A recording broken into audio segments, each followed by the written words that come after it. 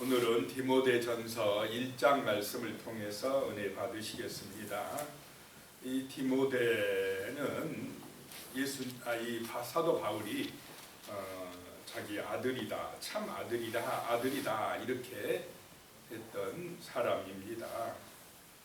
디모데전서, 디모데후서, 디도서는 그래서 목회 서신이라고 합니다. 사도 바울이 자기의 제자인 목회자들에게 교회에서 목회할 때 이런 마음으로 해라라고 편지를 써서 보낸 것입니다. 1절에 보시면 우리 구주 하나님과 우리의 소망이신 그리스도 예수의 명령을 따라 그리스도 예수의 사도된 바울은 그랬습니다. 우리 구주 하나님, 이 당시 로마 사회에서는 구주라고 하는 소테르란 말인데, 구주가 누구라고 불렀느냐면 로마 황제를, 특별히 네로 황제 때 네로 황제를 구주다 이렇게 불렀답니다. 그런데 바울은 구주는 하나님이시다라고 하는 것입니다. 황제가 구주가 아니고 하나님이 구주시다. 그리고 우리의 소망이신 그리스도, 우리의 소망은 예수 그리스도가 되시기를 축복합니다. 소망이 예수다 라고 믿고 살아가는 사람이 구원받은 백성입니다. 그리스도인들입니다. 구원받지 못하는 사람들은 소망을 다른 것에 두고 있습니다. 예수가 있어야 될 자리에 다른 것이 들어와서 그의 소망이 되면, 그 소망이 자기의 영광이나 재물이나 세상의 명예나 이런 것이 되어지면 아직까지 그 사람은 그 우상에 붙들려 있는 것입니다. 우리의 구주 하나님과 우리의 소망이신 그리스도 예수의 명령을 따라 그리스도 예수의 사도된 바울은, 사도 바울이 자기가 사도가 된 것은 누구의 명령을 따라 된 것입니까? 예수님의 명령을 따라. 그래서 예수님의 명령이 중요하다는 것입니다. 내가 하고 싶어 한 게 아니라 예수님이 나를 선택하셔서 찾아오셔서 사도로 세워주셨다라고 하는 것입니다. 그래서 사도는 또 보냄을 받은 자다. 예수님께서 보내신 자가 사도다라고 하는 것입니다. 2절에요. 믿음 안에서 참 아들 된 디모데에게 편지하노니 하나님 아버지와 그리스도 예수 우리 주께로부터 은혜와 긍휼과 평강이 내게 있을지어다. 믿음 안에서 참 아들 되었다. 디모데가 그렇다는 것입니다. 자기 혈육의 아들이 아니라 믿음의 아들이다.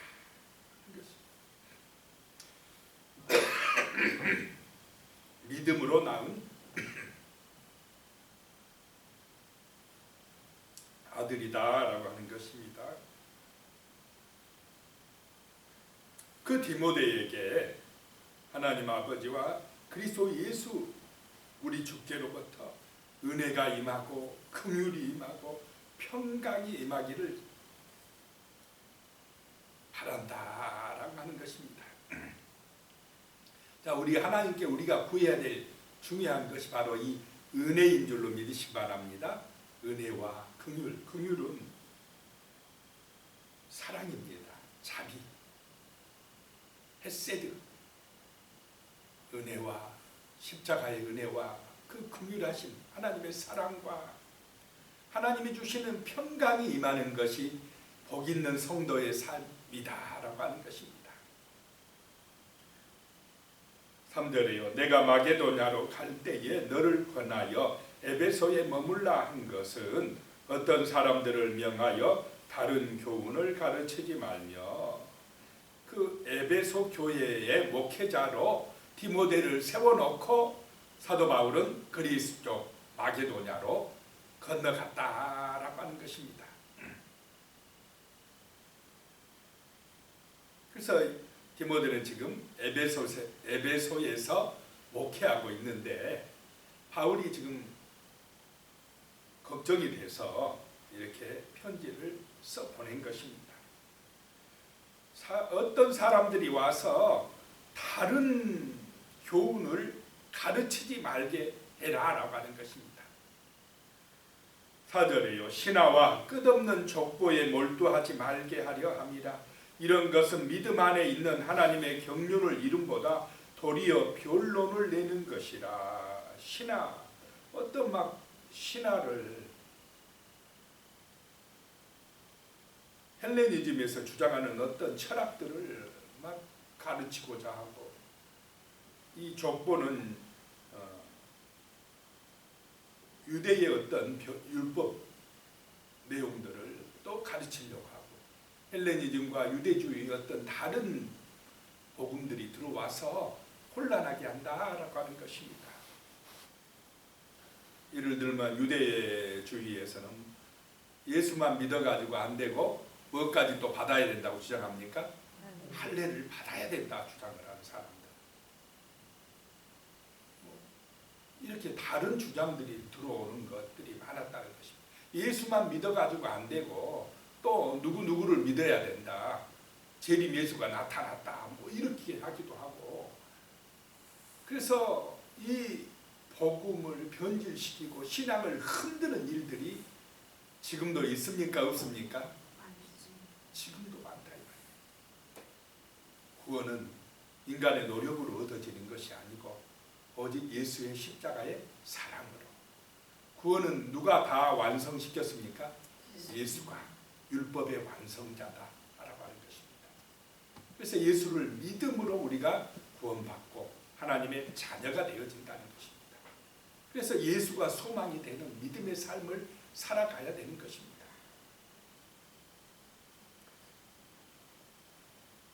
(5절입니다) 이 교훈의 목적은 청결한 마음과 선한 양심과 거짓이 없는 믿음에서 나오는 사랑이거늘.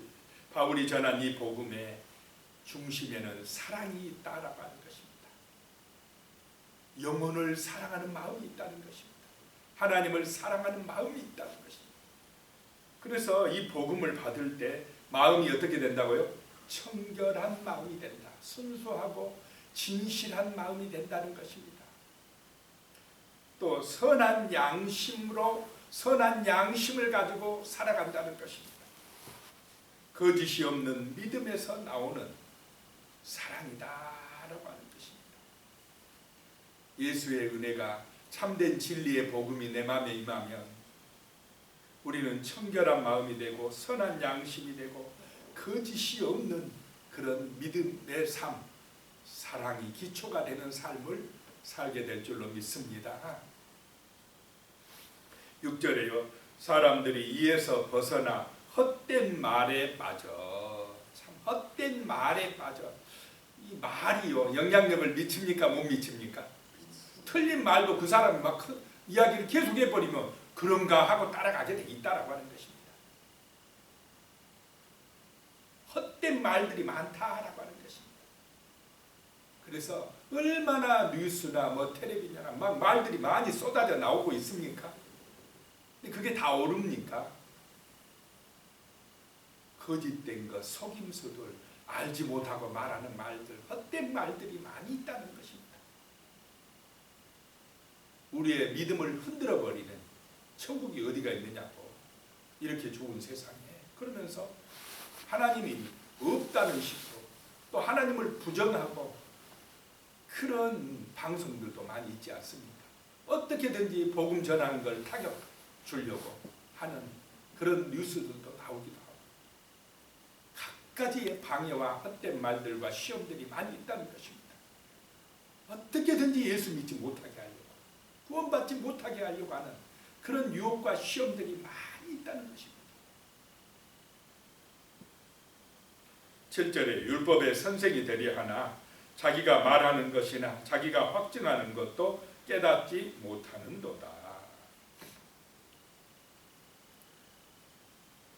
8절에 그러나 율법은 사람이 그것을 적법하게만 쓰면 선한 것임을 우리가 아노라.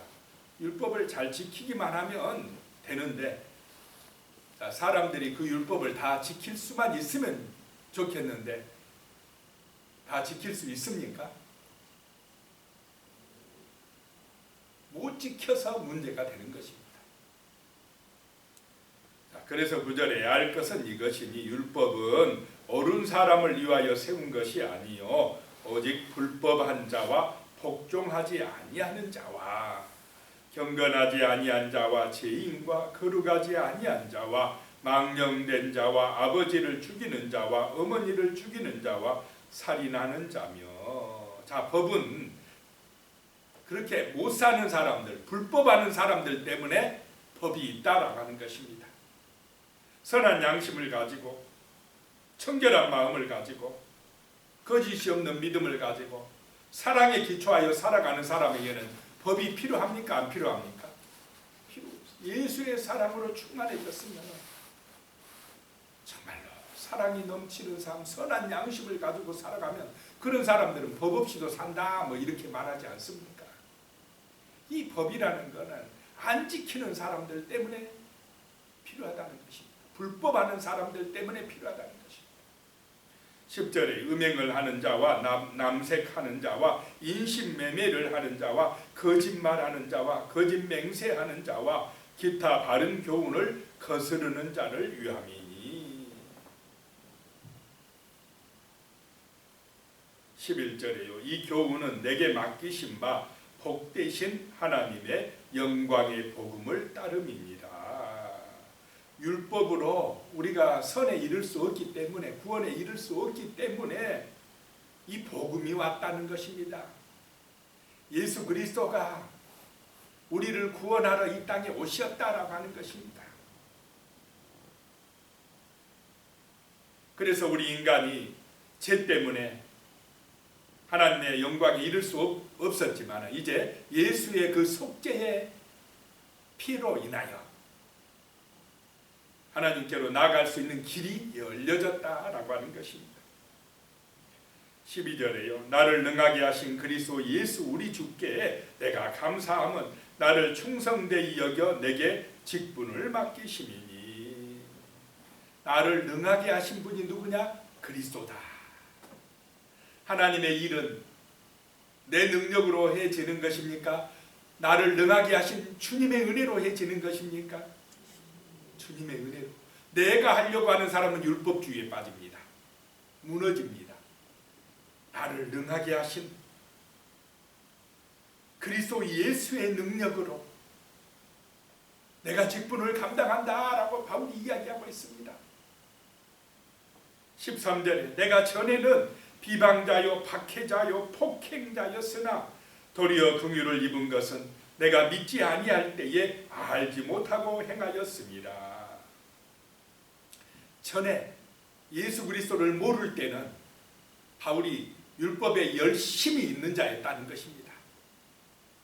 하나님께 열심히 낸다 그러면서 오히려 예수 믿는 사람들을 대적하고 죽이는 데 앞장섰다는 것입니다. 그러던 내가 예수를 만나고 보니 예수의 사랑의 은혜를 깨닫고 보니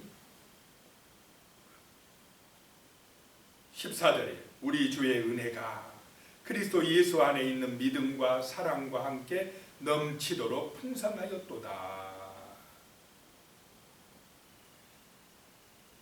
예수의 은혜가 이런 비방자요 박해자요 폭행자를 새롭게 만들었다는 것입니다. 사람을 새 사람으로 만드는 것은 내 노력으로 되는 것이 아니고 교육으로 되는 것만이 아니라 교육으로도 완전하게 안 됩니다. 사람이 새 사람 되는 것은 예수 그리스도의 은혜로 되는 줄로 믿으시기 바랍니다. 성령의 은혜로. 그래서 믿음과 사랑과 함께 넘치도록 풍성하게 임한 그 은혜가 나를 이렇게 새 사람으로 만들었다라고 하는 것입니다. 예수의 은혜가 함께 하시기를 축복합니다. 날마다 예수가 소망이 되어야 됩니다. 예수가 나를 인도하는 목자가 되어야 됩니다. 그것이 성령의 충만한 삶입니다. 15절에 믿보다 모든 사람이 받을 만한 이 말이요 그리스도 예수께서 죄인을 구원하시려고 세상에 임하셨도다 하였도다. 죄인 중에 내가 괴순이라. 하나님의 이 사랑과 은혜는 내가 죄인됨을 인정할 때에 임하는 줄로 믿으시기 바랍니다. 바울이 예수 만나기 전에는 자기가 사울 때는 잘 믿는 줄 알았습니다. 바리새인 중에 바리새인이라고 긍지를 가지고 있었습니다. 자기 의를 드러내고 있었습니다. 자기의 어떤 노력으로 율법을 지켜나가고 공로를 쌓아가고 그래서 이제 하나님의 의에 이르겠다고 생각하던 사람이었습니다. 율법주의자였습니다. 그러니까 자기는 잘한다고 생각하니까 좀 못한다는 사람들을 보면 어떻게 합니까? 비판하고 정죄하고 판단하는 자였습니다. 그런데 예수의 사랑을 알고 나니까 누가 죄인 중에 괴수라는 것입니까? 내가 죄인 중에 괴수다. 이것이 은혜 받은 사람입니다. 내가 죄인이었구나. 내가 함부로 남을 판단했고 비난했고 남을 힘들게 했고 괴롭혔구나. 내가 죄인이었구나. 이것이 깨달아진 것. 내가 죄인의 괴수라고 생각합니다. 주님 만난 은혜인 줄로 믿으시기 바랍니다. 내 공로는 없어지고 내가 죄인 되었는데 예수의 십자가의 사랑 그 은혜 때문에 이렇게 구원받았습니다. 그러면서 이제 오직 누구를 전하는 사람이 됩니까? 예수를 전하는 사람이 됩니다. 인간의 공로가 우선이 아닙니다, 여러분. 바리새인들을 또는 율법학자들을 향하여 내 의로 구원받을 수 있는 것이 아닙니다. 십자가를 바라보십시오. 예수의 은혜를 소망하십시오. 그렇게 가르치는 것입니다. 오늘날에도 얼마나 많은 종교들이 사람들이 자기들이 어떤 선함과 공로로 구원받겠다고 이렇게 한층 한층 쌓아 올리고 있습니까? 그런데 그 노력이 그렇게 열심히 한다고 해서 구원에 도달할 수가 있습니까? 그렇지 못하다는 것입니다. 16절에 그러나 내가 긍휼을 입은 까닭은 예수 그리스도께서 내게 먼저 일체 오래 참으심을 보이사 후에 주를 믿어 영생을 얻는 자들에게 본이 되게 하려 하심이라. 긍휼이 어떤 것이냐? 그렇게 바울이 사울 때에 핍박자요 대적자요 그 스데반 집사님을 죽일 때 앞장선 그런 사람인데도 오래 참아주신 것, 그래서 이 사울을 바울로 변화시켜 구원해 주신 것, 이것이 하나님의 은혜다라고 하는 것입니다. 오래 참아주시는 것이 은혜인 줄로 믿으시기 바랍니다. 우리 생각에는 악한 사람들 바로 징계를 하고 하나님이 그냥 바로 그냥 혼내주고 그랬으면 좋겠다 생각이 들 때도 있지만은 하나님은 오래 참으시고 구원으로 인도하시길 원하신다는 것입니다. 그런 증인이 바로 나 바울이다라고 말씀을 하고 있는 것입니다. 영생을 얻는 자들에게 본이 되게 하려고 나를 이렇게 변화시켜 주셨다라고 하는 것입니다. 17절에 영원하신 왕 곧 썩지 아니하고 보이지 아니하고 홀로 하나이신 하나님께 존귀와 영광이 영원 무궁하도록 있을지어다. 아멘. 하나님이 어떤 분이냐? 영원하신 왕이다. 하나님만이 영원하신 왕인 줄로 믿으시기 바랍니다. 썩지 아니하고 보이지 아니하시고 홀로 하나이신 하나님, 그분에게 존귀와 영광을 돌려라. 하나님께 존귀와 영광이 영원 무궁하도록 있을지어다. 이게 바로 신실한 믿음의 사람들입니다. 그런데 우상 숭배자들은, 하나님을 모르는 사람들은 이 영광을 누가 받으려고 합니까? 자기가 받으려고. 이게 가장 큰 우상은 자기 우상입니다. 지금 교회 다녀도 마찬가지고 안 다닌 사람들은 더하고 전부 다 자기가 영광 받겠다고, 자기가 높아지겠다고. 그렇다 해서 우리 인간이 영원히 삽니까? 그렇게 육신적으로 나를 내세우고 자랑하고 내 영광을 추구한다고 영원히 사라집니까? 그 길은 영원한 멸망으로 가는 길입니까? 하나님이 아니면서도, 창조주가 아니면서도 이 죄악의 문제, 사망의 문제 해결하지도 못하는 인간들이 이 말씀, 이 복음, 예수의 십자가의 은혜를 거부하고 자기들이 뭐 해보겠답니다. 위대한 나라를 건설해 보겠답니다. 얼마나 수많은 왕들이 자기가 막 나라를 발전시키고 새롭게 해보겠다고 비전을 제시합니까? 됩니까?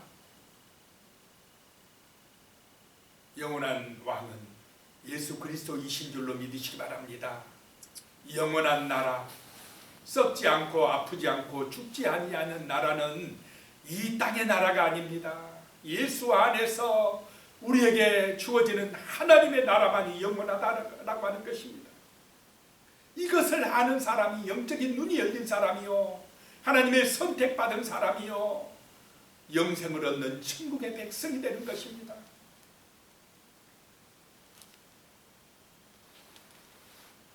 18절에 아들 디모데야, 내가 네게 이 교훈으로 명하노니 전에 너를 지도한 애언을 따라 그것으로 선한 싸움을 싸우며, 신앙은 선한 싸움인 줄로 믿으시기 바랍니다.